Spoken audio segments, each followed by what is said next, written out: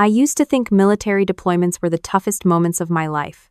Turns out, nothing prepared me for the morning. My own sister dumped me at a train station like I was excess baggage she didn't feel like carrying anymore. And if that sounds dramatic, trust me, I wish it was. My name is Madison Burke. I'm a 3-4-year-old logistics officer with the U.S. Army, 10 years in service, 2 overseas tours, and a reputation for being the person you call when everything goes sideways. But even I couldn't have predicted that a simple weekend trip with my sister would turn into one of the most humiliating experiences I'd ever had. The whole thing started because my sister Jessica thought I owed her more than just my presence. Jessica has always lived in this world where she believes she's the center of gravity and everyone else should orbit around her. So, when she invited me to visit a friend of hers on the outskirts of Greenville, I figured, fine. A quick visit couldn't hurt. I'd been home from a deployment for 3 months, and I was trying to fix what I mistakenly thought was a rough patch between us. The problem is that Jessica didn't want a relationship. She wanted an audience. And that morning, she made sure everyone at that tiny, forgotten train station became her audience too. We had barely stepped off the morning shuttle when she started in on me. She complained about my uniform taking too much space in her car, about me being emotionally distant, about me choosing the Army over real life. As if the Army didn't give me an actual paycheck and health insurance, unlike the string of boyfriends and half-baked business ideas she kept chasing. I stayed quiet because that's what I usually did around her. It wasn't weakness. It was survival. Anyone who's ever dealt with someone like Jessica knows that arguing back is like yelling into a fan. It comes right back at you, only louder. I told her I'd sit on a bench while she went to buy coffee. My knee had been acting up again, so I didn't feel like walking around. That's when she snapped. Right there in front of a couple of travelers, a vendor, and an older man sitting with a white cane, she let loose. Of course you're sitting again, Madison. That's all you do. Sit. Complain about your joints, complain about deployments. You're 34 going on 80. I tried to ignore the stares.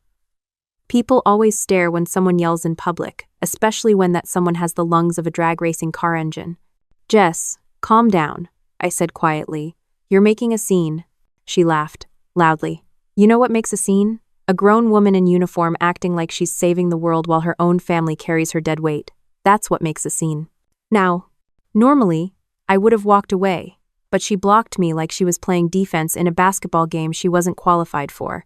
You think you're special because you wear a uniform? You think that makes up for everything you've failed at? You couldn't keep a relationship, you barely come home, and you're always too busy doing Army stuff when your family needs you. That part stung. Not because she was right, but because she always used the word family, like it was a hammer and I was the nail. I looked at her, trying to figure out how we even got here. When we were younger, we were close. But somewhere along the way, she turned into someone who believed everything wrong in her life was my fault. Then she took it further. I'm done with you, Madison. I'm done pretending you're useful to anybody. I can't babysit your problems anymore. No. She pulled my wallet out of her bag because she insisted earlier she'd hold on to it so I wouldn't lose it, and waved it like a trophy. I'll keep this. You'll be fine. You're a soldier after all, right? Walk home. I stared at her, stunned. Jessica, give me my stuff. No, you need a wake-up call. She smirked, stepped backward toward the shuttle like she was stepping off a stage after a performance, and added, maybe a long walk will teach you to appreciate the people who put up with you.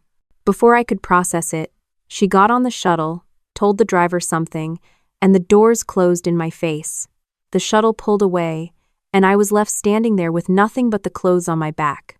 No wallet, no phone, no ID, no cash, nothing. It was the closest thing to a battlefield I'd ever faced without actual weapons involved.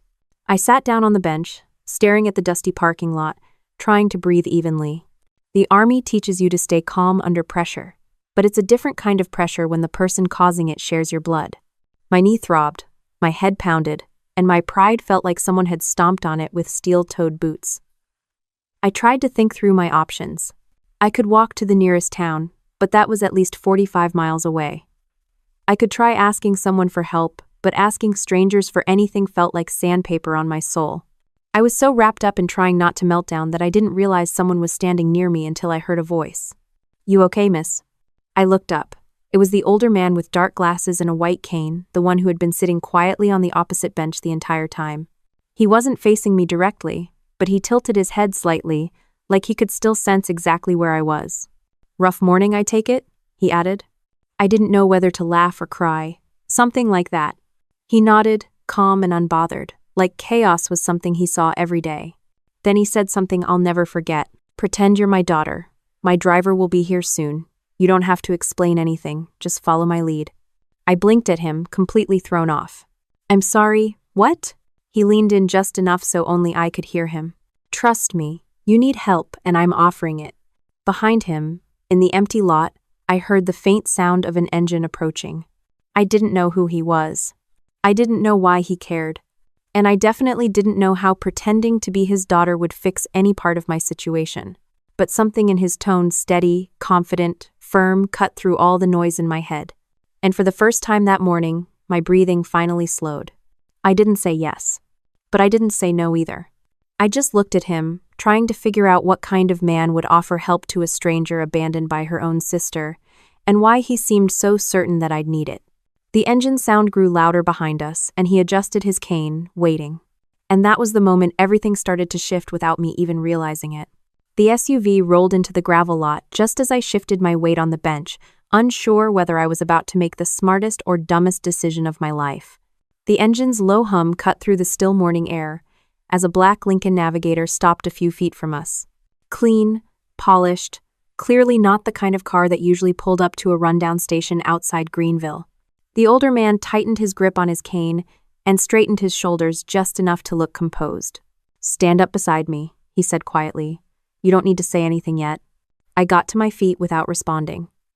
Not because I trusted him, but because doing nothing felt worse.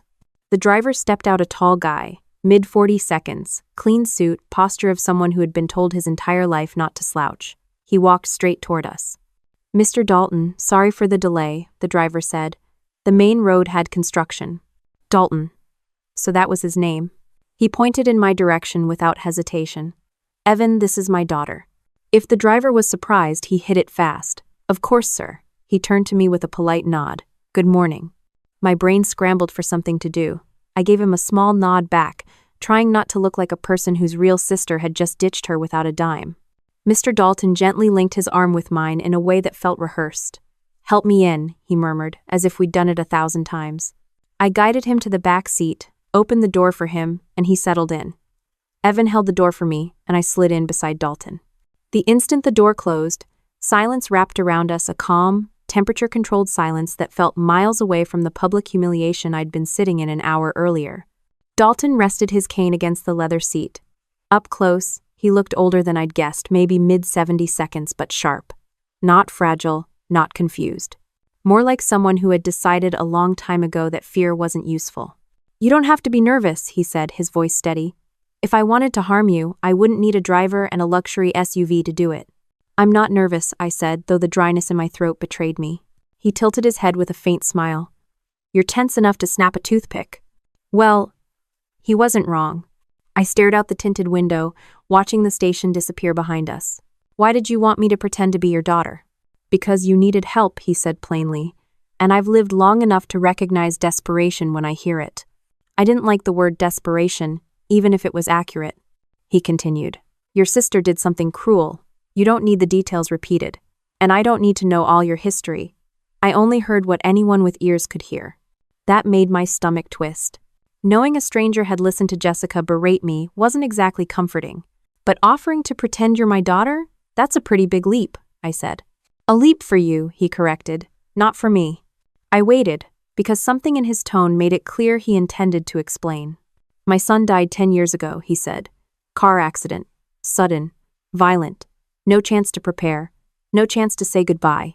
The matter-of-fact way he said it made the words land heavier. "I'm sorry," I said quietly. "I'm not telling you for sympathy." He folded his hands in his lap. "I'm telling you because, after that, my world became very small. People approached me for my money, for my business connections, for favors, but never for me." I watched his profile as he spoke, calm, collected, a man who had built a life bigger than most people ever dreamed of, and yet looked like grief had carved permanent lines into his face.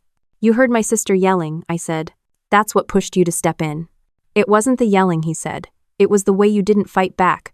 That told me you weren't irresponsible or dramatic. You were exhausted. He wasn't wrong there either. The navigator turned down a wider road, leaving the small town behind. Dalton shifted slightly toward me. I have a home that's far too big for one person, he said. A company that needs someone capable. A life I'd prefer not to spend alone. Then he added, you're a soldier. You understand loyalty, discipline, responsibility. Those traits are rare. My chest tightened, not from fear, but from the uncomfortable feeling of being seen too clearly. You're offering to… What? Take me in? Just like that? He smiled faintly. I didn't say anything about taking you in. I said you could pretend to be my daughter for now. I didn't say what comes after. I didn't have a response, because I didn't know what he meant. The SUV took an exit toward a more developed area. Dalton leaned back against the seat. What's your name? He asked. Madison Burke. He nodded. Madison. Strong name. A few seconds passed in quiet before he spoke again. Tell me something, he said. Is there anyone you can call? Anyone who would come get you right now? I thought about it. My mother? No. My father? Long gone. Extended family? We only talked when someone needed money. Friends? Most of mine were army friends scattered across bases. Jessica. Well, Jessica had made her position extremely clear. No, I said simply. Dalton didn't react with surprise or pity. He just nodded like it was confirmation of something he already suspected. Then it seems my timing was fortunate. The SUV turned down another road, and large properties began appearing: big houses, manicured lawns, security gates. A neighborhood built for money old enough not to announce itself loudly. Evan checked the rearview mirror. Sir, do you want me to stop at the store first? No, Dalton said. Straight home. Home. That word hit me harder than I expected. Not because I believed I was being invited into anything permanent, but because it was the first time that day the word had been spoken without bitterness. Dalton shifted in his seat. Madison. Yeah? You don't owe me anything. Not today, not tomorrow. If you want me to drop you off somewhere safe, I can. And if you want to disappear from my life after this ride, I won't question it. But right now, you need shelter. You need protection. You need time to breathe. I looked down at my hands, still tense on my lap. You don't even know me. That's the easiest part, he said. People tell you who they are without realizing it. The navigator turned down a long, tree-lined driveway. The house at the end of it was wide, classic, and quiet, the kind of place built by someone who didn't need Instagram to validate their wealth. Evan slowed the SUV as we approached the front steps. Dalton lifted his cane. Help me out, Madison, he said gently. We'll go inside, talk, and figure out your next steps. 1 hour. Nothing more. He said it so simply that I stepped out of the car before questioning it. I moved around to his side, opened the door, and helped him down carefully. His hand found my arm naturally, like he'd been doing it for decades. And somehow, standing there in front of that quiet house, the chaos of the station felt far enough away that I could finally breathe without that tight ache in my chest. We started walking toward the front entrance, Dalton steady on my arm, his steps sure even without sight. The door opened ahead of us as if someone had been waiting, and I followed him inside, not knowing what I was walking into, but knowing it already felt nothing like the place I'd been left behind.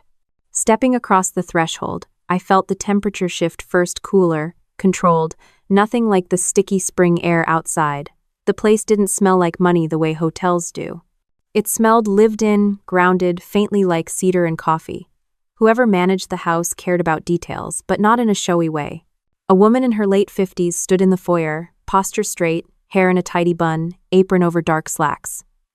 She had the expression of someone who'd already assessed me in under 2 seconds.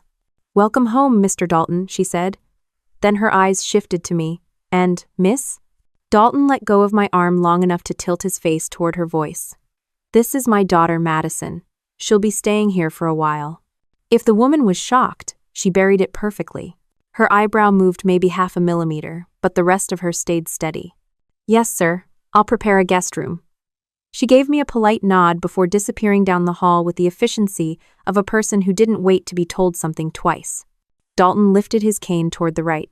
Come. The sitting room is this way.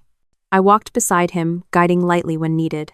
The house wasn't flashy, but everything inside had weight: solid furniture, framed photographs, shelves of books lined up like soldiers. No gold trim, no marble fountains, nothing tacky. Wealth with discipline. We stepped into a room with wide windows and deep chairs, sunlight laying itself across the carpet. Dalton lowered himself onto a leather chair with the muscle memory of someone who didn't let blindness slow him more than necessary. "Sit, Madison," he said. "You've looked tense since the moment we left the station." I sat across from him, elbows on my knees, trying to act like this was normal. It wasn't. Nothing in my life up to this point qualified me for being inside a stranger's mansion pretending to be his daughter. Not textbooks, not deployments, not Jessica's outbursts. Dalton rested both hands on top of his cane. "Before anything else, I want you to know this house is safe. No one will question you here." Safe. The word hit more strongly than it should have. He continued, "You don't need to tell me everything, but I'd like to understand what happened at that station." I took a slow breath. "My sister and I, we don't get along. She didn't like the idea of me visiting. She said I was dragging her down, that I always ruin things. It got loud. She grabbed my wallet out of my bag earlier, said she'd keep it for me, and then used that as leverage. She got on the shuttle and left." "Nah?" Dalton nodded like he was listening to a briefing. "And you didn't chase her?" "No point. Once she decides something, she sticks to it, even if it's something cruel. Family can cut deeper than any stranger," he said, "especially when they know which bones are weakest." I didn't answer, but he wasn't wrong. Dalton reached toward the coffee table, felt for a small wooden box, opened it, and took out a phone. A flip phone. Old school. "I live a simple life," he said. "But even I understand logistics. First order of business, you need identification, communication, and a plan." He handed me the phone. "This is yours for now. Temporary. Until you get your documents back or replaced." He hesitated. "I can't just take—" "It's a phone, Madison, not a diamond tiara." Despite myself, a short laugh escaped. Dalton leaned back. "Next question. Are you active duty or reserve?" "Active duty," I said. "Stationed at Fort Upton." "Logistics?" "Correct." "1." He nodded approvingly. "Explains the posture and the way you scan the room. You're not here for handouts." "Good." I wasn't sure if that was a compliment, but I took it as one. A soft knock came at the doorway, and Evan the driver appeared. "Sir, everything all right?" "Yes, Madison will be staying for a bit." Evan's eyes flicked to me. No judgment, just curiosity. "If she needs transportation, I'm available." Dalton nodded. "Thank you. For now, let's allow her to settle." "Oh." Evan left silently. Dalton turned toward me again. "You don't need to pretend anything inside this house. But to the outside world, you'll be my daughter until it's no longer necessary. That keeps questions away." I studied him for a moment. "Why me?" "You didn't ask me for anything," he said. "People who want something will always ask quickly. You didn't even ask where we were going. That tells me more than you think." Man. He wasn't wrong, but I still didn't understand what he expected from me. "So what exactly do you want me to do while I'm here?" "First, breathe. Then, we'll see. I'm not recruiting you for anything strange." I raised an eyebrow. "You realize that's exactly what someone recruiting for something strange would say?" He laughed a short, warm sound. "Fair point. Perhaps I should rephrase. I'm not looking for a caretaker or an assistant or someone to pity me. I have a full staff for that. What I don't have is a person in this house who speaks with honesty." "Most people don't give the truth for free," I said. "No," he said. "But soldiers tend to give it with discipline." A quiet moment passed, neither uncomfortable nor forced. Then the housekeeper appeared again. "Mr. Dalton, the room is ready." He nodded. "Good. Madison, she'll show you where you'll be sleeping." I stood, unsure what to say. "Thank you," felt too small. Anything more felt too soon. Dalton didn't push. "After you settle, come back down. There's more we should discuss." I followed the housekeeper up the staircase, noticing framed photographs along the wall, family shots, a younger Dalton, a boy with him in several pictures, fishing, smiling, standing by a bicycle. His son, the one he'd told me about. The housekeeper walked at a brisk pace. "This way." She opened a door to a guest room larger than my entire apartment. Simple but elegant soft cream walls, a neatly made bed, a desk, sunlight pooling across the hardwood floor. "If you need clothes, toiletries, anything, let me know," she said. "Mr. Dalton prefers guests to feel comfortable." "I'm not exactly a guest," I said before thinking. She paused, studying me again. "He treats people he chooses carefully. That's all I'll say." Then she slipped out. Left alone, I sat on the bed and let out a breath I didn't realize I'd been holding. The quiet wasn't heavy. It was steady. A military barracks had more chaos than this entire house. After a moment, I stood, washed my hands, straightened my hair, and headed back downstairs. Dalton was exactly where I left him, sitting with a glass of water beside him. He heard my footsteps. Feeling steadier? A little. Good. He rested both hands on his cane again. Because now that you're here, there are decisions to make. They aren't complicated, but they matter. Now. He gestured to the seat across from him. Sit, Madison. Let's look at what comes next. The way he said it wasn't dramatic. It was practical, steady, and strangely grounding. I sat again, the afternoon light settling across the room as if the house itself was listening quietly, waiting for whatever came next in the same calm way he was. Sitting across from Dalton again, I eased into the chair without the stiffness I carried earlier. Something about the house, or maybe about him, made my shoulders drop a little lower each time I walked into the room. He tapped the side of his cane lightly, a small rhythm like he did his best thinking that way. I want to understand your situation clearly, he said. Not to judge it, to navigate it. Most people ask questions and pretend it's for your benefit. He didn't bother with that act. I leaned back slightly. My situation is pretty simple. My sister lost her temper, and I was the nearest target. She's been like that since we were kids. Our mom never stopped her. I usually just leave when she gets worked up. Does she depend on you financially? He asked. She depends on everyone financially, I said. Family, boyfriends, friends. Anyone who's stable becomes her personal ATM. And you? I'm the one she gets to blame for her failures. I'm the responsible one, so apparently that makes me fair game. The quiet wasn't heavy. It was steady. A military barracks had more chaos than this entire house. After a moment, I stood, washed my hands, straightened my hair, and headed back downstairs. Dalton was exactly where I left him, sitting with a glass of water beside him. He heard my footsteps. Feeling steadier? A little. Good. He rested both hands on his cane again. Because now that you're here, there are decisions to make. They aren't complicated, but they matter. At least overseas, when someone yells at you, it's for a reason. He smiled slightly. Your military record clean? Yes. No disciplinary issues, no problems with superiors. I'm respected, I do my job, I show up. I didn't ask to evaluate you, he said. I asked to understand the person sitting in front of me. That stopped my mind for a beat. Most people asked about my job to measure me. He asked to map the terrain. He continued, your sister lashes out because chaos gives her control. You survive it with quiet because you don't want conflict. But avoidance creates its own wounds. I didn't argue. Not because he was right, but because he'd just summarized 30 years of my family history without meeting a single other member of it. The housekeeper entered with 2 glasses of iced tea and left just as quickly. I took a sip, trying to gather my thoughts. Dalton straightened the way people do before making a decisive move. I want you to stay here temporarily. Not permanently, not indefinitely. A structured environment will stabilize you faster than you think. Military minds adapt well to order. You don't owe me that, I said. Has nothing to do with it. I make decisions based on observation, not guilt. And what exactly do you observe? That you're capable but overwhelmed. That you've endured more pressure from your sister than you've admitted to yourself. And that you haven't had a moment of rest in a very long time. He wasn't wrong. Physical rest. Sure, I'd had that since returning from deployment. But mental rest? Emotional? Those were foreign concepts in my family. Dalton lifted his cane. Walk with me. We moved through a hallway lined with framed newspaper articles, old photos of him at business openings, charity events, community projects. The man had apparently owned half the commercial developments in the county at one point. He turned slightly toward me. You're not here to be my daughter in any real sense. The word is just a shield. It tells people not to ask questions. I use that shield sparingly.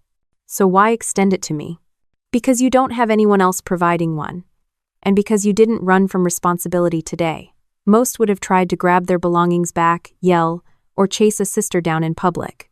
You, Saturday. You assessed. You contained the situation. Soldiers trained for logistics make the best crisis responders. That's generous, I said. That's accurate, he replied. We reached a room that looked like part office, part command center. Screens along the wall showed security camera feeds around the property. A laptop sat open on a table. Dalton didn't move toward any of them. He didn't need to, but he gestured in their general direction. This house has been secured for years. Not for fear, but for peace. People with assets become targets. People with grief become prey. I don't let either category touch me. Nah. You think my sister might try something? I asked. I think desperate people escalate when they lose control. Your sister struck me as someone who believes you owe her comfort. Now she knows she doesn't have access to you. I didn't argue. Jessica wasn't dangerous, but she had no boundaries. If she wanted something, she stormed right past whatever stood in the way, logic included. Dalton leaned on his cane. The military teaches discipline, not repression. You know how to follow procedures, but not how to assert boundaries. That is where most soldiers struggle, not on the field, but at home. It was blunt, but he wasn't wrong. We left the office and stepped out onto a back patio.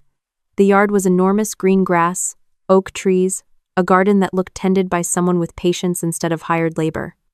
The quiet felt strange. Too still, too gentle. Dalton inhaled the air with a familiarity that implied he knew the landscape without needing to see it. This is where calm begins, not with noise, with room to breathe. I looked out over the yard. It's nothing like where I grew up. I gathered as much. He turned slightly, listening to a bird or maybe the wind, whatever sound his ears picked up before mine. You're safe here, he said. But safety without direction can feel like a cage, so we'll give your time here structure. Lex. Structure how? Routine, expectations, personal autonomy, the same things the military gave you. Your uniform may be off-duty, but your mind is not. I nodded. Makes sense. I'll also need your help with a few things, he said. Nothing you can't handle. Help with what? Organization, oversight, attending a few meetings, understanding certain logistics I haven't been able to manage alone. I frowned. But you have staff. And they're excellent, he said, but they're not you. They're not disciplined in the ways you are. They don't understand systems the way you do. I crossed my arms lightly. So you are recruiting me. If I were recruiting you, he said, there would be paperwork. I snorted. Good point. Dalton angled his head toward me with a faint smile. And I'm not asking for a lifetime commitment. Only temporary stability for you, and perhaps a little for me as well. I didn't answer right away. The offer didn't feel like a trap. It felt deliberate, measured, and strangely balanced. Two people who didn't fit their families anymore, finding a functional truce in the same house. We walked back inside as the late afternoon light shifted across the floorboards. Dalton paused in the foyer. Madison, this arrangement functions on one principle: clarity. If you ever want to leave, you walk out the door, no resentment, no guilt, no repayment. But while you're here, you contribute. You follow structure. You maintain honesty. And you allow yourself, for once, to not be the person holding everyone else together. I exhaled slowly. I can do that. Good, he said. Then we're aligned. His words landed with a quiet finality, not dramatic, not ceremonial. Just clear, steady, and oddly grounding. I followed him back toward the sitting room as the house settled into the calm rhythm of evening, and everything inside it moved forward as naturally as breath.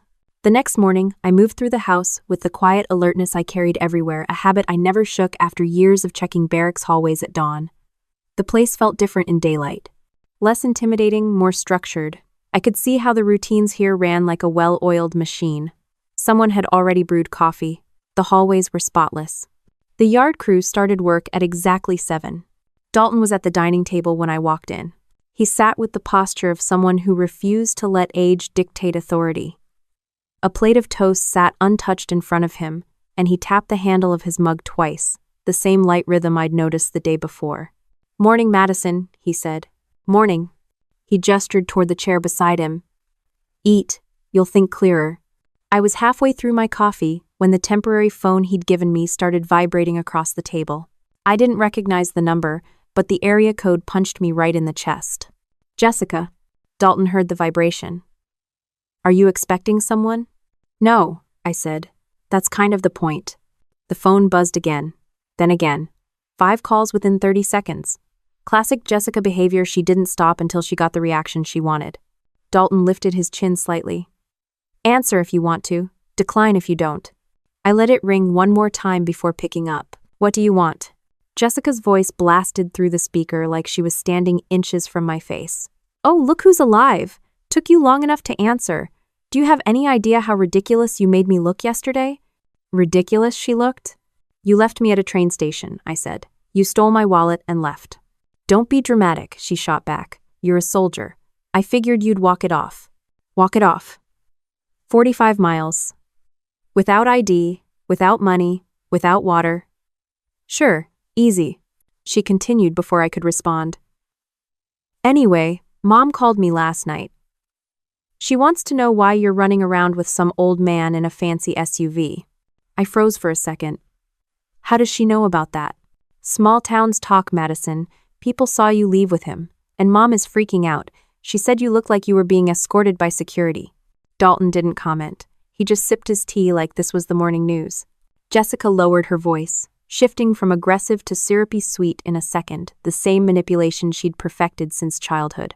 Look, I might have overreacted. We both did. Just tell me where you are. I'll come get you. No, I said. She paused, shocked I'd used the word she hated most. What do you mean no? No, I'm not telling you where I am. No, you're not coming to get me. And no, I'm not pretending yesterday was normal. Silence. Then the thin, sharp sound of her rage tightening. You owe us an explanation, she said. Mom is worried sick. No, I repeated, calmer. Mom is curious, not worried. There's a difference. A long exhale crackled through the phone. Are you with him right now? The old man? I didn't answer. She scoffed. Unbelievable. You're probably being taken advantage of because you're too trusting. You always fall for people's sob stories. That was rich coming from her. What do you want? Jessica's voice blasted through the speaker like she was standing inches from my face. Oh, look who's alive! Took you long enough to answer. Do you have any idea how ridiculous you made me look yesterday? Ridiculous, she looked. You left me at a train station, I said. You stole my wallet and left. Don't be dramatic, she shot back. You're a soldier. I figured you'd walk it off. Walk it off. 45 miles. Without ID, without money, without water. Sure, easy. Walls of messages filled the screen, accusations, guilt trips, then wild assumptions about who Dalton was. I set the phone down. Block her if you need to, Dalton said simply. I'll ignore her for now, I said. Blocking her will make her escalate faster. Smart, he said. Always assess the opponent's escalation ladder before taking action. He said it like a commander talking strategy, not a man making small talk over breakfast. We moved to his office next. He insisted I review the property maps and basic layout of the security system in case of emergencies. It wasn't a dramatic gesture, just precise, consistent with a man who layered caution over caution. Around mid-morning, the front gate camera showed a white sedan pulling up. Dalton's security feed displayed the driver through a grainy but clear enough image. My mother. Great.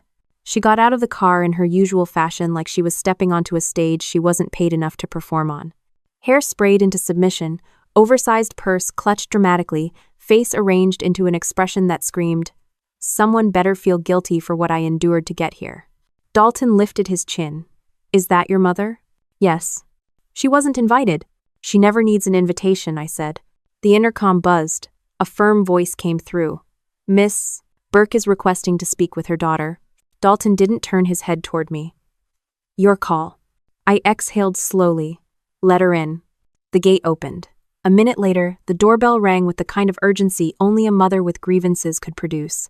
Evan opened the door, posture straight and calm. Good morning, ma'am. Mom brushed past him like he was furniture. Where is she? Where's Madison? I stepped into the hallway. Mom froze when she saw me, relief on her face for half a second, then judgment settling in to replace it. Madison, she said dramatically, are you all right? Are you safe? Do you know what the entire town is saying about you? That I left a train station in a car? I asked. That you left with a strange older man, she corrected sharply. People are talking like you've been recruited or something. Dalton appeared at the end of the hallway, leaning lightly on his cane. Calm, confident, in full command of the space, despite the blindness. Ma'am, he said, I'm not a stranger. I am the man who saw your daughter abandoned yesterday. Mom blinked, thrown off. Abandoned? No. Jessica said Madison wandered off. Dalton's lips twitched, not a smile but close. Is that the version you prefer? Mom's eyes darted between the two of us, like she was searching for the angle. I came here to make sure she wasn't being manipulated, she said stiffly. She's vulnerable right now. No. Vulnerable? I repeated. You didn't call me once yesterday. Well, I assumed you and your sister were together, she said defensively. Jessica said you stormed off. Of course she did. Dalton spoke before I could. Your daughter was left with no money, no identification, and no transportation. From what I heard at the station, it was intentional. Mom shifted, caught. Families argue, emotions run high. That doesn't mean you take things out of context. Nat. Context, Dalton repeated, is exactly what I have. He didn't raise his voice. He didn't need to. Authority lived in his tone. Mom straightened her purse strap, her version of regaining control. I think Madison should come home with me. This is a private family matter. No, I said. Her head snapped toward me. What do you mean no? I'm staying here for now. You're making a mistake, she said sharply. That man has money. People with money always want something. You don't know him. I know you didn't even ask if I was okay, I said. You asked what the town was saying. Her eyes flickered. Guilt? Maybe. More likely annoyance. Dalton tapped his cane lightly, a subtle signal he'd given the conversation enough space. Mrs. Burke, he said calmly, your daughter isn't in danger. She is safe, she is welcome, and she is choosing to stay. That is all that needs to be said. No. Mom looked like she wanted to argue, but even she knew she wasn't winning this one. She turned toward the door. Fine, but don't expect me to defend you when people start asking questions. I'm not asking you to, I said. She left without another word. Evan closed the door gently behind her. The house fell quiet again, like it had absorbed the chaos and diffused it into nothing. Dalton tilted his head. You handled that well. I exhaled slowly. Years of training. Napped. Military or family? Both. He smiled faintly. Then you're more prepared than most. I didn't reply, but the steady air of the house settled around me again, and for the first time, the noise of my family's chaos felt like something that couldn't reach past the walls here. The door had barely closed behind my mother when my phone lit up again. Jessica, this time, her name flashing across the screen like a reminder that peace had a very short lifespan in my family. I let it buzz until it stopped, not because I was avoiding her, but because I hadn't finished catching my breath from the last round of theatrics. Dalton moved toward the sitting room with the confident pacing of someone who memorized his environment down to the creak of the floorboards. I followed him as he lowered himself into his usual chair, tapping his cane once against the armrest.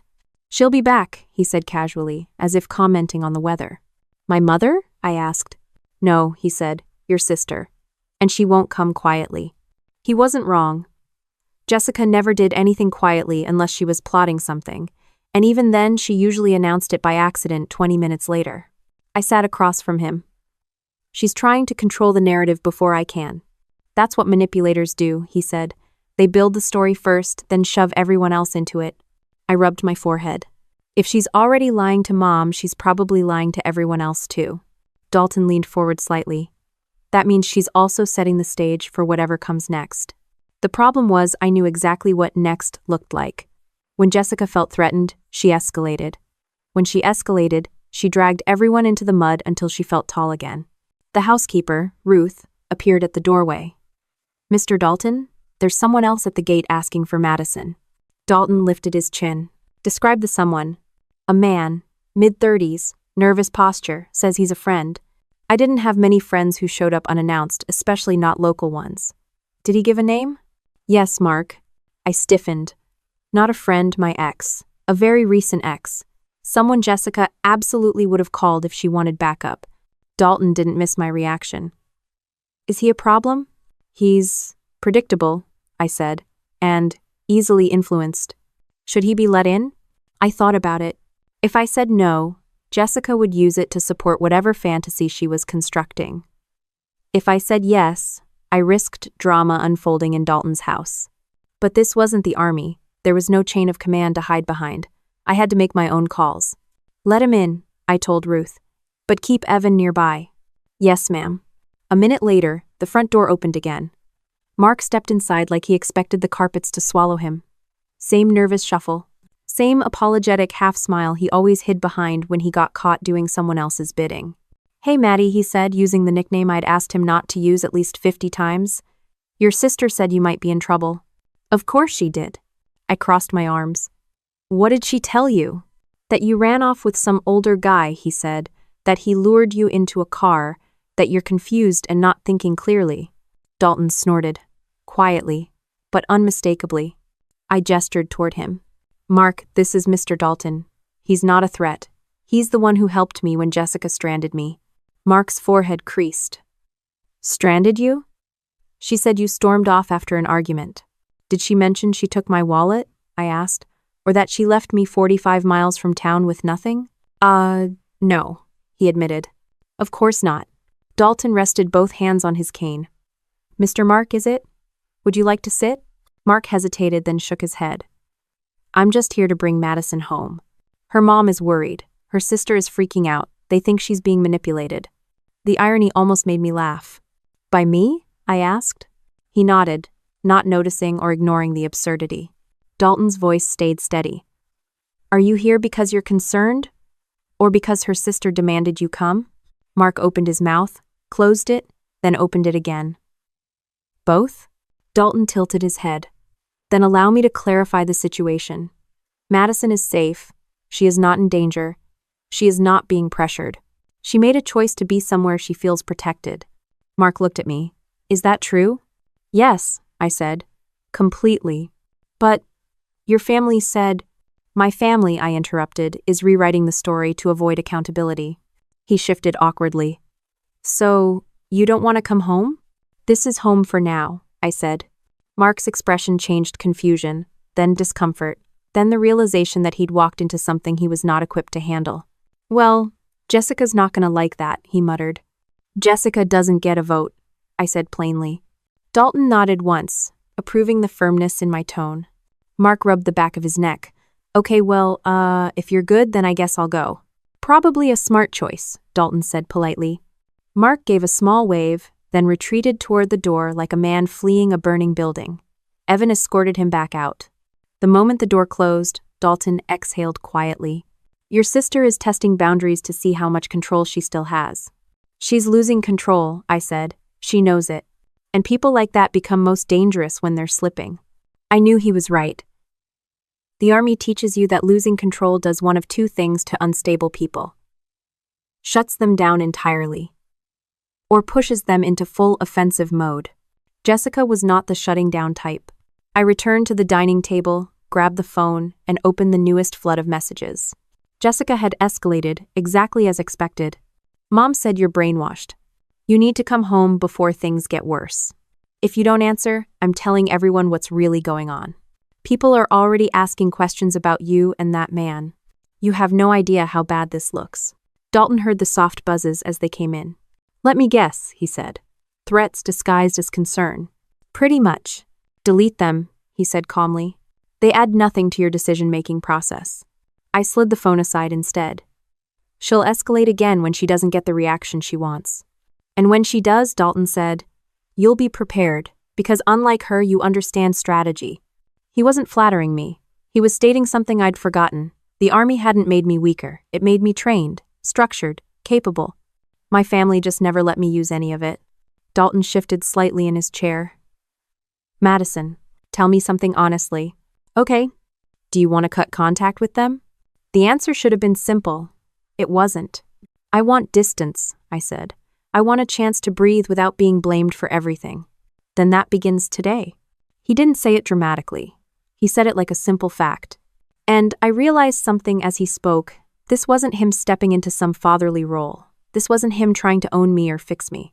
This was just a man offering stability to someone who'd never had any.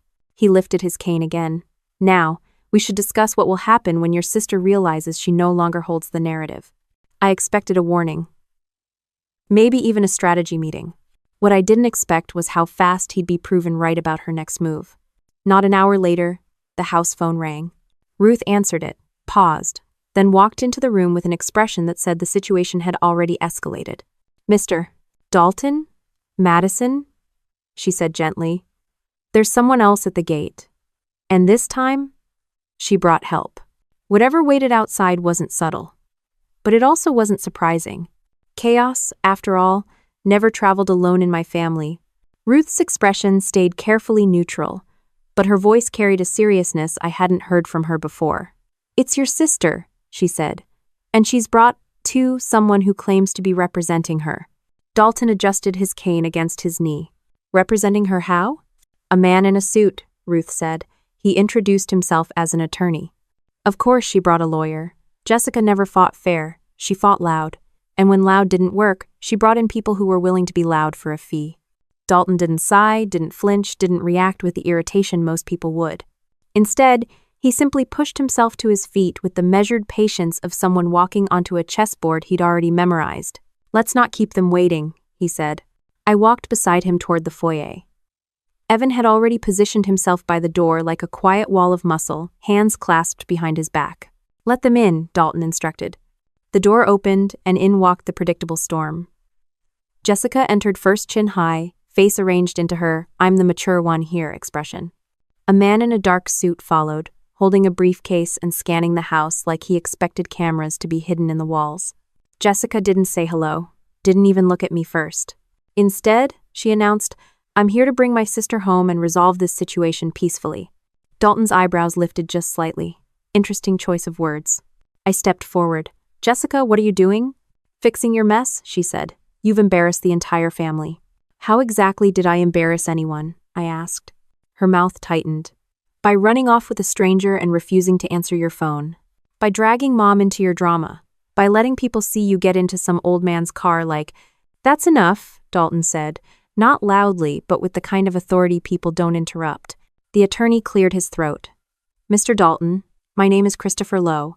I represent the Burke family in a matter regarding Madison's well-being." "I'm sure you do," Dalton said dryly. Christopher straightened his tie. "We've received concerning reports that Madison may be under undue influence." "Undue influence?" I repeated. "You're kidding." Jessica folded her arms. "You're confused right now, Maddie. You're not thinking clearly. Mom thinks you're being manipulated because of your history." He blinked. "My history?" "Yes," she said, as if revealing a terrible medical secret. "Your military background, the stress, the deployments, you don't always make rational decisions under pressure." "May." Dalton actually laughed, a short, sharp sound. "Your sister has more composure in crisis than anyone I've met. If anything, you should take notes." Christopher ignored him. "We are concerned that Madison is being coerced by an older man with significant financial resources. The power imbalance alone creates risk." I crossed my arms. "So now I'm being framed as kidnapped because I said no to my family?" Jessica stepped forward. "You are not safe here, Maddie. You don't understand who he is." Dalton tilted his head. "Then please enlighten me." "He's wealthy," she said. "That is not a character flaw," Dalton replied. "It is when you use money to trap vulnerable people," she snapped. The attorney opened his briefcase and pulled out a stack of papers. "We are filing an emergency petition for temporary guardianship until Madison is assessed by a mental health professional." I stared at him. "You're trying to have me declared incompetent?" "It's for your own protection," Christopher said smoothly. "Your recent choices indicate impaired judgment." "My recent choices?" I said. "You mean surviving after being abandoned in a parking lot?" Jessica's eyes flashed. "You walked away. You took my wallet? That's irrelevant." "Not to the police," Dalton said. The attorney stiffened. "There's no need for law enforcement involvement." "Oh, I'm quite certain there is," Dalton said. "You're attempting to file fraudulent guardianship paperwork over an adult soldier with full cognitive capacity and active service status." Christopher swallowed. "And," Dalton continued, "you're doing it in my home, which means you're trespassing while issuing threats." Jessica threw her hands up. "This is ridiculous. You're twisting everything. I just want my sister back before something terrible happens." "Something terrible already happened," I said. "You abandoned me." She scoffed. "God, you're so dramatic." "Then maybe we should let your actions speak for themselves," Dalton said. He tapped his cane lightly. "Ruth?" She appeared instantly. "Yes, sir?" "Fetch the security footage from yesterday morning. The segment at the train station. Audio included." Jessica's confidence cracked instantly. "Wait, what?" "I'd like your attorney to hear how you speak to your sister," Dalton said. "Context matters after all." Christopher glanced at Jessica. "You didn't mention there was footage." "There isn't supposed to be footage," she hissed. "Well," Dalton said mildly, Life is full of surprises. Jessica took a step back. Maddie, don't let him manipulate you. I'm not manipulated, I said. I'm finally protected. Her face twisted, hurt, anger, and indignation blending into something messy and familiar. You're choosing him over us? She demanded. No, I said. I'm choosing myself over your chaos. Dalton turned slightly toward Christopher. I would strongly advise withdrawing your petition before we proceed with evidence. The attorney wiped his forehead with a handkerchief. Given this new information, we will reevaluate our position. Temporarily. That would be wise, Dalton said. Christopher closed his briefcase with a soft click. We'll be in touch. No, Dalton said. You will not, unless it is an apology. Nah. Jessica stared at me, jaw trembling with an anger she couldn't control. You'll regret this. Dalton angled his head. Based on the past 24 hours, it seems she regrets quite the opposite. Evan escorted them out. The door closed, sealing the quiet back into place like nothing had happened. I sank into a chair, the weight of the confrontation settling in my chest but not suffocating this time. Dalton remained standing for a moment, listening to something only he could hear, a settling in the house or the hum of tension fading. Then he nodded, satisfied. You handled that with remarkable restraint, he said. I'm trained to, I replied. Family just makes it harder. He tapped his cane once. Your sister isn't finished, but she overplayed her hand, and now the advantage shifts. I exhaled slowly, letting the pressure ease from my shoulders. Dalton turned toward the hallway. Come, there are documents to review. If they want legal confrontation, we should not wait to prepare. His tone wasn't dramatic. It was simply pragmatic. Like someone who had lived long enough to know that when a storm forms, you secure the windows not because it's the end, but because the next gust of wind is already on its way. Dalton led the way down the hallway, with the steady, unhurried steps of someone who never wasted energy on theatrics. I walked beside him, still feeling the leftover adrenaline buzzing faintly in my chest after Jessica's dramatic exit. The house settled into its usual quiet, the kind that felt earned rather than forced. When we reached his office, Dalton tapped the top of his desk with his cane before lowering himself into the leather chair. Sit, he said. We need to walk through the steps your sister has already taken and the steps she's preparing to take. I dropped into the chair across from him.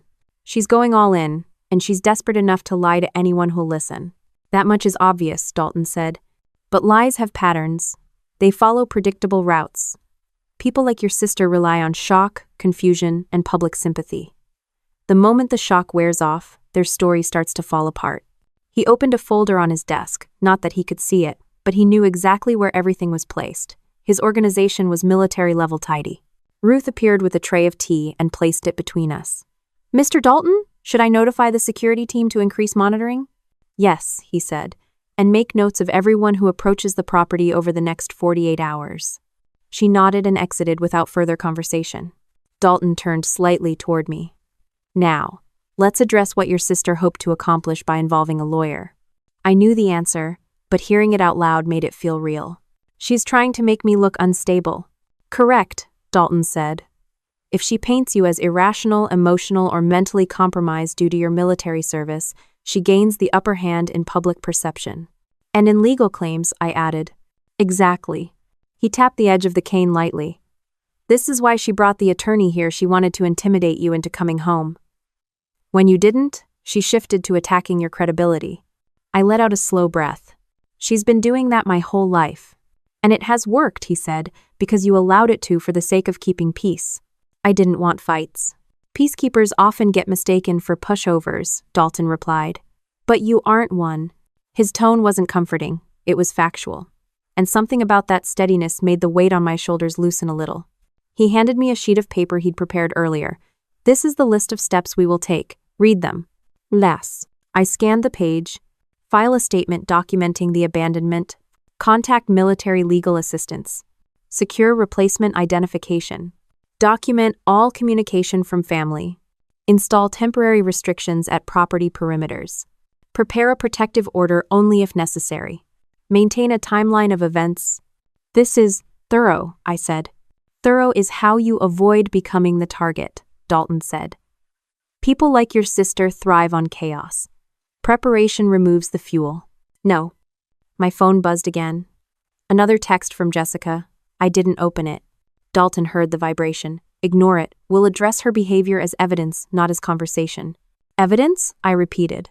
Yes, he said. Your sister has made multiple claims about your mental state. But you are active duty military. That means your psychological evaluations are recorded and legally relevant.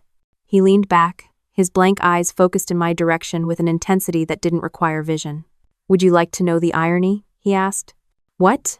Her attempt to declare you unstable can be used to demonstrate her malicious intent. No judge will take kindly to fabricated allegations against a service member, especially not one with your record. It was a strange feeling hearing someone defend me without hesitation, or fear, or guilt. Dalton's lips curved slightly. Now, let's talk about what she's planning next. I rubbed my forehead. You think she has a plan? Oh, she absolutely has a plan. She's predictable, Madison. People who rely on manipulation follow patterns. He held up a finger. Step 1, she tried guilt. Another finger. Step 2, she tried public humiliation. A third. Step 3, she tried legal intimidation. He tapped his cane on the floor. And step 4, which she will attempt very soon, is financial exploitation. She will try to frame her actions as protecting you, but the underlying goal will be access to resources. My jaw tightened. She thinks I'm after your money? Not thinks, Dalton said calmly. She will claim it. As if on cue, my phone buzzed again. This time, I opened the message not to respond, but to know what game she was playing. The text read, Mom and I just want to make sure you're safe. But if this man is giving you money or gifts, we need to know. Things can get legally complicated, Maddie. There it was. Dalton tilted his chin. She made the turn, didn't she? Yep, I said. She's implying you're bribing me. He nodded. Textbook. The moment emotional manipulation fails, financial accusation begins. I exhaled slowly, more annoyed than surprised. She treats everything like a campaign. And you are finally not voting for her, Dalton replied. He reached for the folder again. Now, let's pull up the financial documents. No. I blinked. Why would I need to see your financial documents? Because transparency disable leverage, Dalton said. If your family accuses you of benefiting from my assets, you should understand exactly what my assets are. Nothing hidden, nothing vague, that way no one can twist anything. He wasn't wrong, but it felt strange. Dalton, you don't owe me that. I don't, he agreed. Which is why I'm choosing to do it. Openness protects both of us. He handed me a document.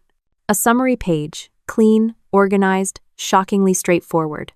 You're showing me everything? I asked. Everything relevant, he said. If your family wishes to weaponize lies, I prefer you have facts. He tapped his cane once. You are not my daughter, but you are under my protection because I chose it. And protecting someone means giving them tools to stand on their own. There was no sentimentality in his voice, only clarity. I read through the summary while he continued. You should also be prepared for the next move, he said. Your sister will likely attempt to make statements to law enforcement. Not enough to open an investigation, but enough to inconvenience you. That's her style, I said. Cause trouble, then pretend she's the victim of the trouble she caused. Then we stay ahead of her, Dalton said. He reached to the side table and pulled out a small digital recorder. What's that for? I asked. Documentation, he said. We'll create a clear, chronological record of everything that has happened. Facts dismantle fiction. I took the recorder from him. It felt heavier than it was. Speak clearly, he said. Not emotionally, just truthfully. That's all. I pressed the button and began. This is Madison Burke, documenting the events beginning at the Greenville train station. Dalton listened quietly, nodding at intervals like he could see the structure forming around us.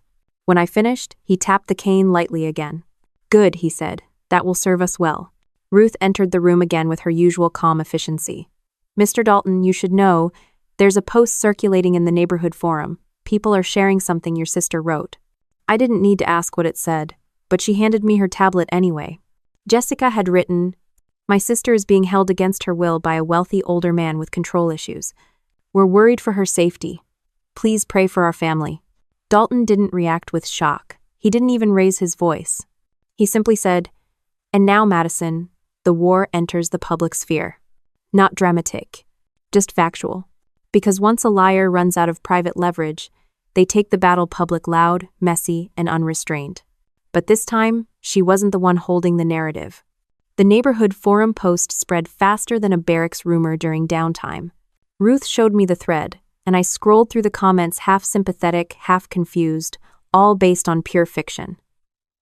Dalton didn't need to see it to understand the damage Jessica was trying to cause.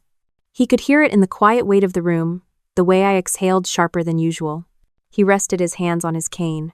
Madison, you need to understand something important. Public opinion isn't truth, it's noise. I know, I said, but noise can ruin reputations.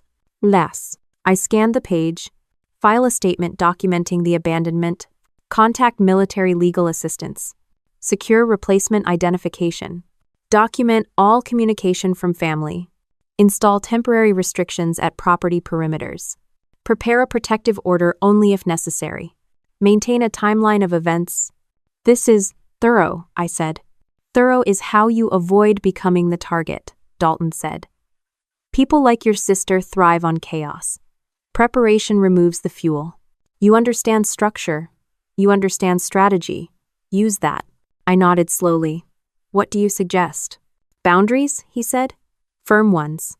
Ones that don't leave room for negotiation. Jessica won't respect them. Which is why the boundaries are not for her, he said. They're for you. I sat straighter. Not defensive, just clearer. Ruth knocked and stepped in. There's a call coming through the main line. It's for Madison. My stomach tightened. Who is it? Someone from your base, she said. An officer, Captain Ramirez. I stood immediately. I'll take it. Dalton nodded toward the hallway. Use the study. Take your time. The study was smaller, quieter. I closed the door behind me before lifting the receiver. This is Burke, I said. Burke, it's Ramirez, the familiar voice answered. You okay? My shoulders eased a little. Captain Ramirez had been my CO for 2 years. He didn't call unless he needed answers or had news. I'm fine, sir, I said. Just dealing with some family complications. So I've heard, he said, your mother called the base. I winced. Of course she did. Said you were in danger and not thinking clearly. You know how that sounds on our end. Yes, sir. I'm aware. You want to tell me what's going on? He asked, not sharp, just straightforward. And unlike my family, he would accept the truth without twisting it. My sister abandoned me, I said. She took my wallet and left me at a train station. A man who witnessed it helped me. I'm staying at his home temporarily, until I get my documents replaced and stabilize the situation. That's it? He asked. That's it. A brief silence. Burke, I'm going to ask you one thing. Are you safe? Yes, sir. Completely. And you're not being coerced? No, sir. I said. If anything, he's the only person treating me with respect. Another pause. Then, all right, just needed to hear it from you, not from your family. I understand. I'll approve emergency leave for 72 hours, he said. Get your documents sorted, keep your phone on, and Burke? Yes, sir? Don't let your family jeopardize your record. That landed heavier than I expected. I won't. He hung up without ceremony, as officers do when clarity is achieved. I returned to Dalton's office. The base is aware. They're giving me time to handle this. Good, he said. Then you have space to move strategically. We reviewed the documentation again. I felt sharper, more in control. Not reactive. Not scrambling. Just steady. But the doorbell cut through the moment. Evan appeared a second later. Mr. Dalton? Madison? There's a sheriff's deputy outside. Dalton didn't shift his posture. For what purpose? He says he received a wellness concern, Evan said, from the mother and sister of an active duty soldier. No. I couldn't decide if I wanted to laugh or throw something. Dalton lifted his chin slightly. Bring him in. The deputy entered a man in his 50s with a calm demeanor and a face that told me he'd seen households far more dysfunctional than mine. His hand rested casually on his belt, not out of threat, but habit. Afternoon, he said, we received a call from Miss Burke's family, wanted to check on her welfare. I'm right here, I said, and I'm fine. He nodded. You willing to step aside and speak privately? Of course. Dalton didn't object. He simply folded his hands. I stepped into the hallway with the deputy. He lowered his voice. You being forced to stay here? No. You being threatened? No. You want to leave? No. He studied my face. You seem clear-headed. I am. You're active military, right? Yes. He scratched his chin. Then this is pretty straightforward. Your family's worried, but that doesn't override your autonomy. I exhaled lightly. Thank you. He nodded, then approached Dalton. Sir, everything seems fine. She's capable, safe, and choosing to stay. No further action from us. Dalton inclined his head. Appreciated, Deputy. As he left, I felt something I hadn't felt in years, a full breath that didn't hurt on the way in. Dalton turned his blind gaze toward me. You handled that well. So did you, I said. His mouth twitched. Experience. I've had my share of people attempting to weaponize concern. We moved back to the sitting room. Afternoon light fell across the carpet, warm and steady. Dalton rested both hands atop his cane. Let me tell you something important, Madison. People like your sister believe control is love. And when they lose control, they believe they're losing you. That explains a lot, I said. It should. He shifted slightly in his chair. But your responsibility is not to make them comfortable. Your responsibility is to yourself. And what about redemption? I asked. He tilted his head. Whose? Mine, I said. It feels like I'm cleaning up years of silence. You are, he said, and you're doing it with discipline. I didn't respond immediately. The word discipline meant more to me than he knew. It meant reclaiming the parts of myself the army built and my family ignored. Dalton continued. Redemption isn't for your family to give you. It's something you claim when you stop apologizing for existing. I looked down at my hands, not trembling, not clenched, just steady. There's another step you will have to take soon, he added. A conversation, not a confrontation. With Jessica?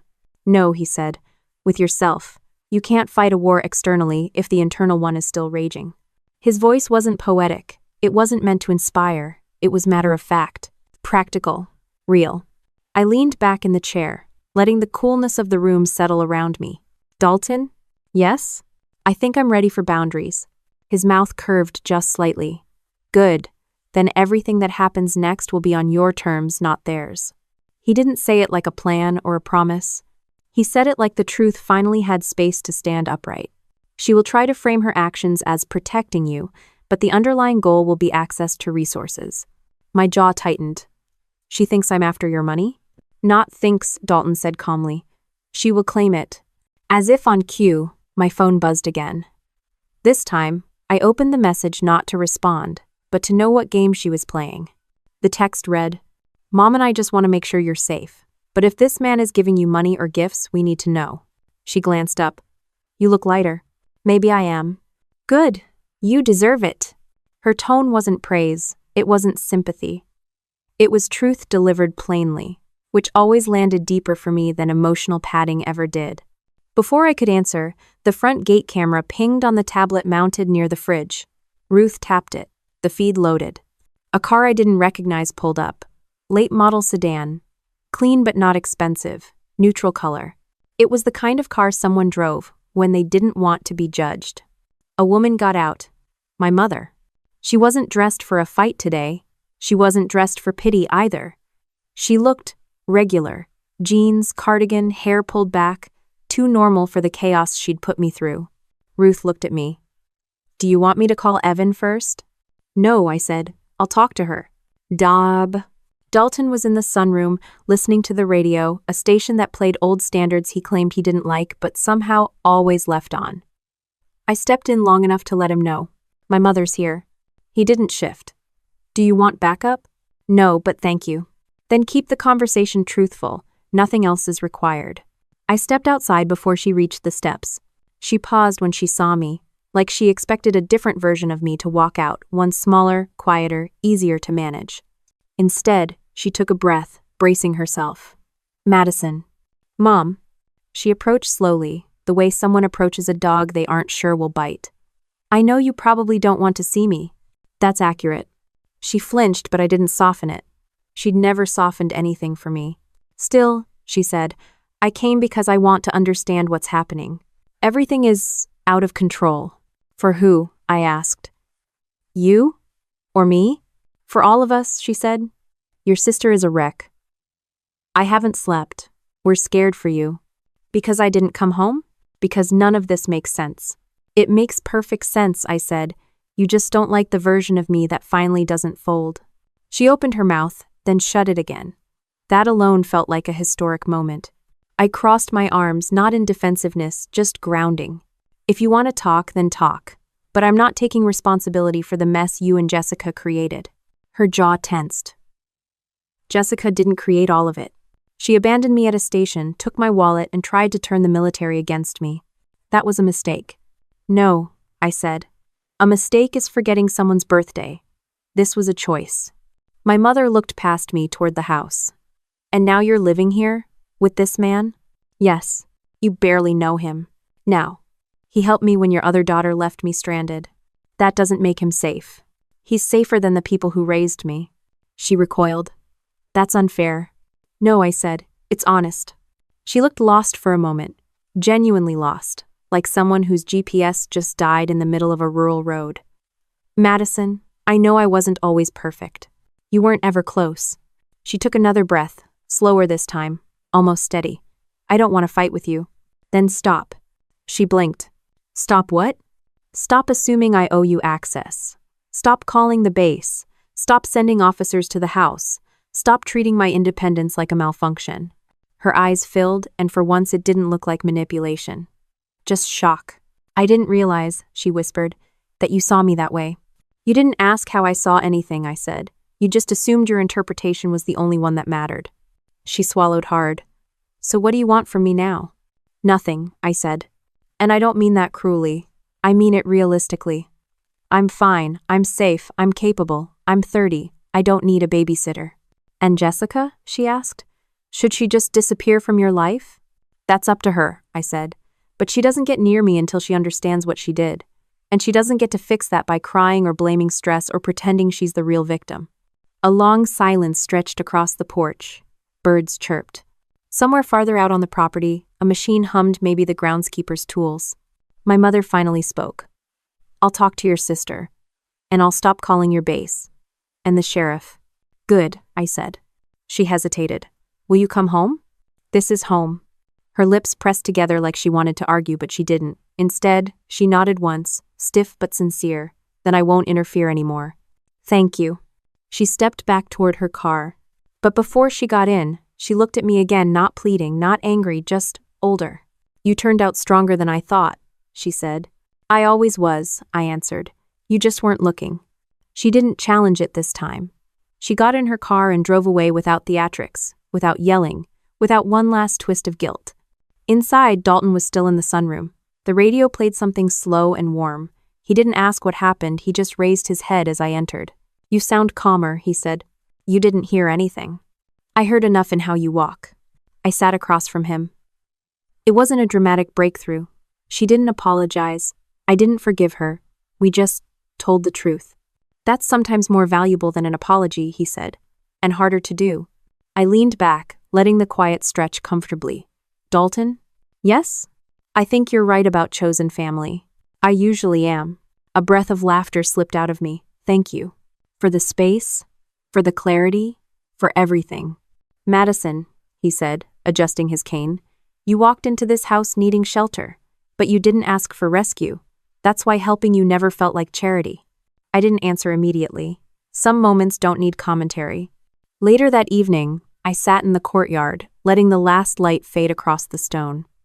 It wasn't peace like people imagine it. Soft, dreamy, poetic. It was steadier, more grounded. My life wasn't fixed. My family wasn't healed. My future wasn't spotless. But everything was mine. My choices, my stability, my boundaries. And that was worth more than any apology I would never receive.